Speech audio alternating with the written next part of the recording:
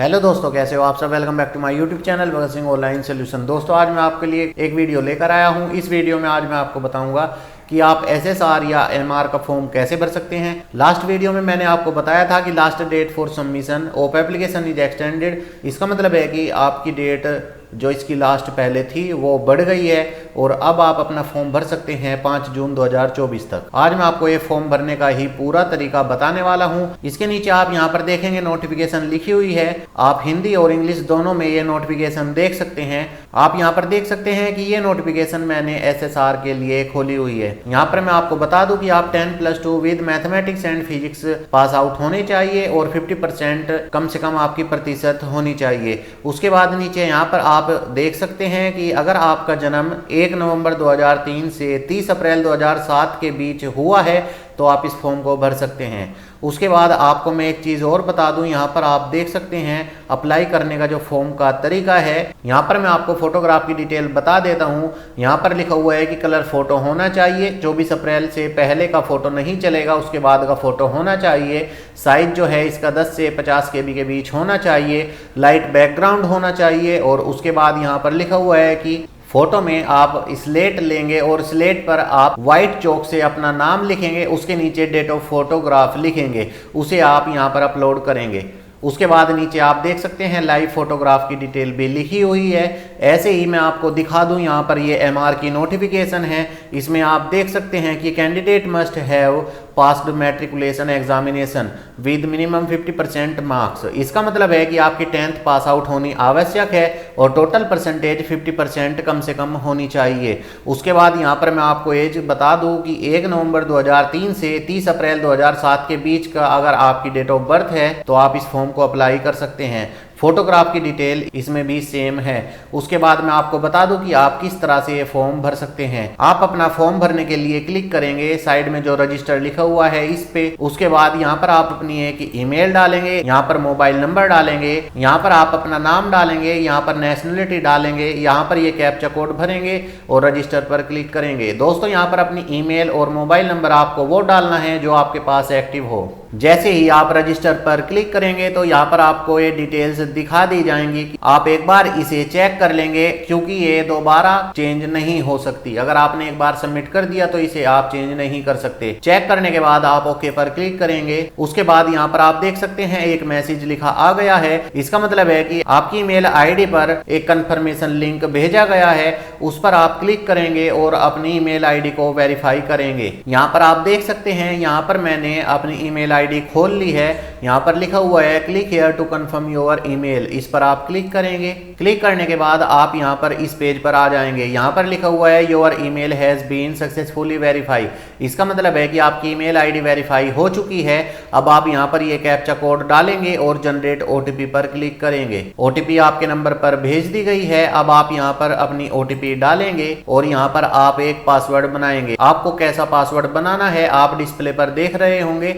आप इस तरह से कोई भी पासवर्ड बना सकते हैं। उसके बाद आप ये कैप्चा कोड यहाँ पर भरेंगे और सबमिट पर क्लिक करेंगे। जैसे ही आप सबमिट पर क्लिक करेंगे आप यहाँ पर देखेंगे लिखा हुआ आ गया है your mobile number is verified and password is updated successfully. आप ओके पर क्लिक करेंगे। उसके बाद आप इस पेज पर आ जाएंगे। यहाँ पर आप अपनी रजिस्टर्ड ईमेल आईडी डालेंगे जो आपने अभी यहाँ पर डाली है और यहाँ पर जो पासवर्ड आपने बनाया है वो पासवर्ड डालेंगे। उसके बाद ये कैप्चा कोड भरकर लॉगिन पर क्लिक करेंगे। लॉगिन करने के बाद आप यहाँ पर इस पेज पर आ जाएंगे। यहाँ पर आप देख सकते हैं 8 चरणों में ये आपका फॉर्म कंप्लीट होगा। जैसे कि सबसे पहले पर्सनल इन्फॉर्मेशन, उसके बाद एडिशनल इन्फॉर्मेशन, उसके बाद फोटो कैप्चर होगा, कम्युनिकेशन डिटेल्स डलेंगी, फिर एजुकेशनल डिटेल्स डलेंगी, एग्जाम सिटी चॉइस होगी, उसके बाद आप पेमेंट करेंगे। इस तरह से आप अपने फॉर्म को कंप्लीट भर लेंगे। सबसे पहले आप यहाँ पर देख सकते हैं पर्सनल इन्फॉर्मेशन में डोमिसाइल स्टेट आपसे पूछा गया है। आप यहाँ पर अपना डोमिसाइल स्टेट भरेंगे। उसके बाद आप नीचे यहाँ पर अपना आधार नंबर डालेंगे। उसके बाद यहाँ पर कोई भी अल्टरनेट मोबाइल नंबर डाल लेंगे। उसके बाद यहाँ पर आप डेट ऑफ बर्थ डालेंगे और उसके नीचे आप यहाँ पर देख सकते हैं कि अगर आप एनसीसी कैंडिडेट्स वगैरह हैं तो आप इस पर क्लिक कर लेंगे। उसके बाद नीचे स्क्रॉल करेंगे और यहाँ पर आप देख सकते हैं आपका फर्स्ट नेम डालना जरूरी है।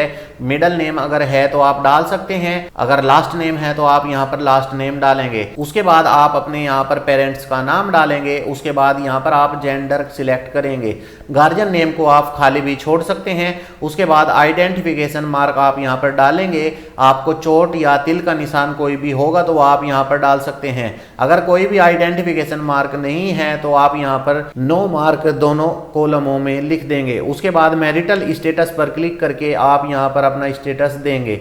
उसके बाद आप नीचे स्क्रॉल करेंगे और यहाँ पर आप देख सकते हैं अपलोड फोटोग्राफ, इस पर आप क्लिक करेंगे और आप एक फोटो यहाँ पर अपलोड करेंगे। फोटो पर नाम, डेट ऑफ फोटो डली होनी आवश्यक है और मैक्सिमम फाइल साइज 100 KB होना चाहिए। इसका मतलब है कि आप 100 KB से अधिक का फोटो यहाँ पर अपलोड नहीं कर सकते और JPG या JPEG फॉर्मेट में आपको अपलोड करना है। PNG में भी आप यहाँ पर अपलोड कर सकते हैं। उसके बाद यहाँ पर आपको साइन अपलोड करना है। उसके बाद यहाँ पर आप अपना डोमिसाइल प्रूफ अपलोड करेंगे। यहाँ पर आप देख सकते हैं नीचे साइज लिखा हुआ है कि 300 KB से अधिक आपका साइज नहीं होना चाहिए। JPG, PNG या JPEG फॉर्मेट यहाँ पर आपका होना चाहिए। इसी तरह सिग्नेचर का साइज भी आप नीचे देख सकते हैं। जब आप ये पूरी डिटेल्स भर लेंगे तो क्लिक करेंगे सेव एंड प्रोसीड। यहाँ पर मैं आपको एक बात बताना भूल गया हूँ। यहाँ पर जो ये 3 ऑप्शन आप देख सकते हैं, यहाँ पर NCC कैंडिडेट का आप समझ गए होंगे कि अगर आपके पास NCC है तो आप इस पर क्लिक करेंगे। अगर आपको इन दोनों ऑप्शन का मतलब नहीं पता है तो आप क्लिक करेंगे click here for age limit details. तो यहाँ पर आप देख सकते हैं स्पॉन्सर कैंडिडेट एक, इसका मतलब है कि आप नेवल पर्सनल में करंटली सर्विस में हो या फिर रिटायर्ड हो तो आप स्पॉन्सर कैंडिडेट्स ए के अंतर्गत आते हैं। कि अगर आप स्पॉन्सर कैंडिडेट्स ए हैं तो आपको 6 महीने का रिलैक्सेशन मिलेगा। अगर आप स्पॉन्सर कैंडिडेट बी हैं तो 1 साल का रिलैक्सेशन मिलेगा। रिलैक्सेशन का मतलब है कि अगर आप स्पॉन्सर कैंडिडेट बी है और आपकी डेट ऑफ बर्थ यहाँ पर 2008 है और अप्रैल या अप्रैल के महीने से पहले की आपकी डेट ऑफ बर्थ है तो भी आप इस फॉर्म को भर सकते हैं। अब आप ये समझ गए होंगे। उसके बाद आप अंडरस्टूड पर क्लिक करेंगे और अपना ये फॉर्म भरेंगे और क्लिक करेंगे सेव एंड प्रोसीड। अब आप एडिशनल इन्फॉर्मेशन को यहाँ पर भरेंगे। सबसे पहले आप यहाँ पर देख सकते हैं update your qualification status, 10th qualification status. यहाँ पर आपकी 10th कंप्लीट होनी आवश्यक है, क्योंकि अगर आपकी 10th कंप्लीट ही नहीं है तो आप MR फॉर्म को भी नहीं भर सकते और SSR तो आप भर ही नहीं सकते, क्योंकि 10th क्वालिफाई और 12th क्वालिफाई होनी आवश्यक है। कंप्लीट पर क्लिक करेंगे। उसके बाद आपसे पूछा गया है कि आपकी 12th क्वालिफाई हो चुकी है या फिर क्वालिफाई नहीं हुई है। अगर कंप्लीट है तो कंप्लीटेड पर क्लिक करेंगे। लिखा आ गया है 12th qualified with mathematics and physics. यहाँ पर आपको ये बता दिया गया है कि अगर आपकी 12th मैथमेटिक्स और फिजिक्स के साथ नहीं है तो आप SSR का फॉर्म नहीं भर सकते। उसके बाद यहाँ पर अगर ITI या डिप्लोमा की डिटेल्स आपके पास है तो यहाँ पर आप भरेंगे। उसके बाद आपसे पूछा गया है select the post you are applying.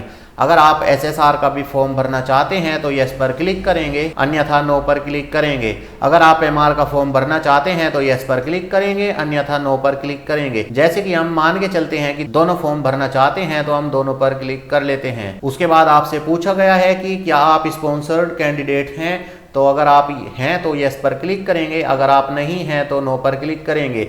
Sponsored candidate को मैंने अभी आपको बताया है कि उसका क्या मतलब है। उसके बाद आप डिक्लेरेशन पर क्लिक कर लेंगे और नीचे आएंगे। आपसे पूछा गया है कि आप MR का फॉर्म भरना चाहते हैं तो यस पर क्लिक करेंगे।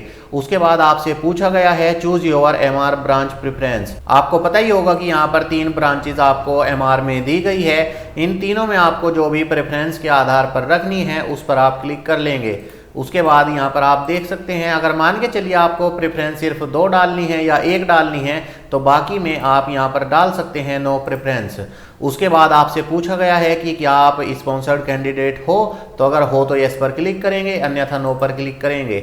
उसके बाद आपसे पूछा गया है कि NCC सर्टिफिकेट है या नहीं, अगर है तो यस पर क्लिक करेंगे, अन्यथा नो पर क्लिक करेंगे। आपसे पूछा गया है कि क्या आपको तैरना आता है, अगर आता है तो यस पर क्लिक करेंगे, अन्यथा नो पर क्लिक करेंगे। उसके बाद सेव एंड प्रोसीड पर क्लिक करेंगे, ओके पर क्लिक करेंगे। उसके बाद अब आप यहाँ पर इस पेज पर आ जाएंगे। यहाँ पर दोस्तों आपका लाइव फोटो खींचेगा, इसलिए ही ये आपसे ऊपर पूछ रहा है कि आपका जो कैमरा है वेबकैम कैमरा आपके पास होगा।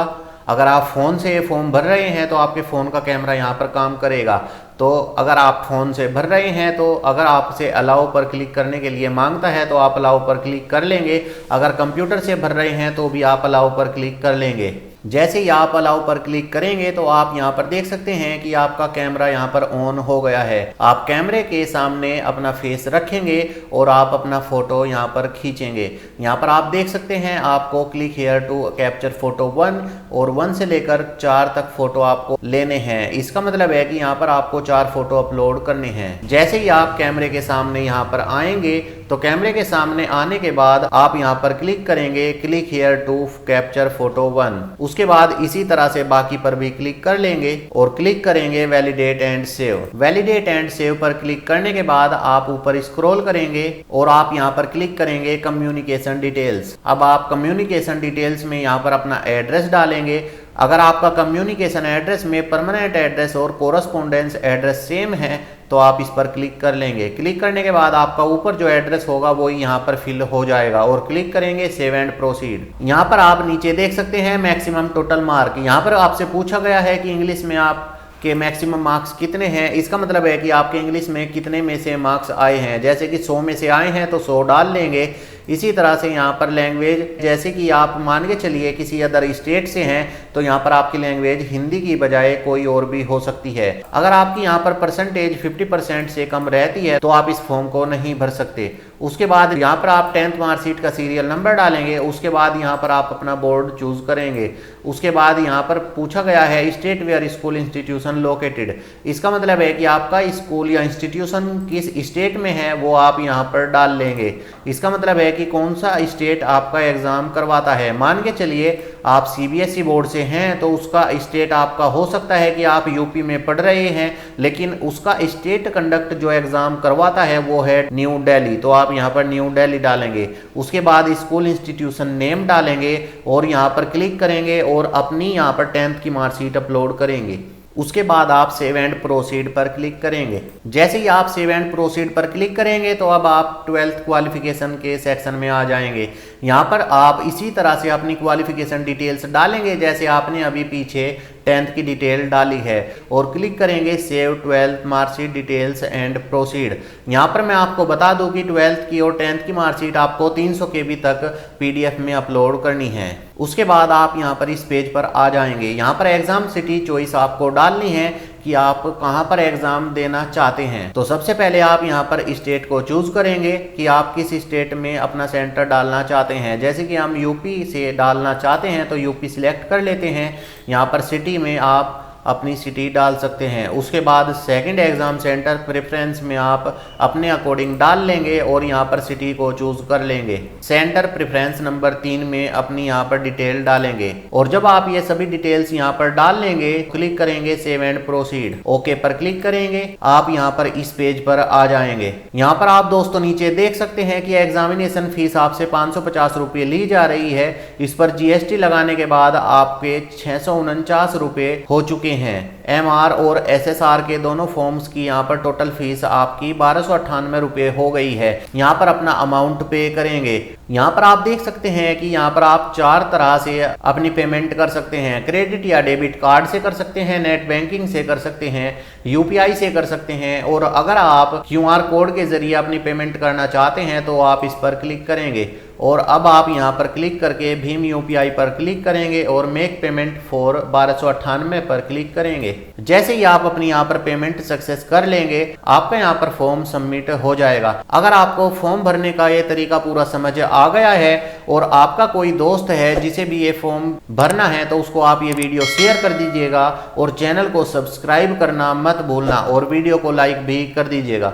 धन्यवाद।